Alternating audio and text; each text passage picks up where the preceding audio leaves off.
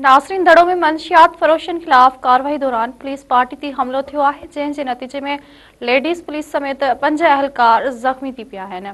वधीक तफ़सील ॿुधण लाइ टेलीफोन लाइन ते मौजूद आहिनि ख़ालिद भुट्टो। जी ख़ालिद, कहिड़ा तफ़सील आहिनि?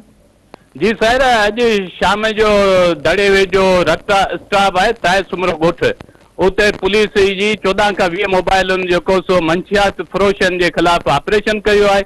SHO दड़ो जो चवणु आहे त असांखे ॻुझी इतला ते मिलियो जिते मंशियात फरोश जेके विकिणी रहिया, असां उते पहुतासीं। असां ते ॻोठाणनि जे औरतुनि ऐं मर्दनि जेको कयो, जॾहिं त रशीद आज़ाद सुमरो जो चवणु आहे त पुलिस जीअं ई घरनि में या घटि में दाख़िल थी, जंहिं खिटताड़ वारो माहौल पैदा थी वियो, जंहिंजे करे 3 खां 4 पुलिस एहलकार जेके लेडीज़ आहिनि उहे ज़ख्मी थिया आहिनि ऐं 2 खां 5 ॼणा जेके पुलिस वारा ज़ख्मी थिया आहिनि।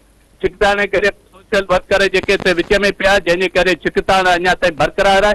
पुलिस वरी जा कुझु शीशा टुटा आहिनि, हुन करे पुलिस दड़े अस्पताल ते पहुची उन्ही खे पची करण पोइ वापसि हली वई आहे।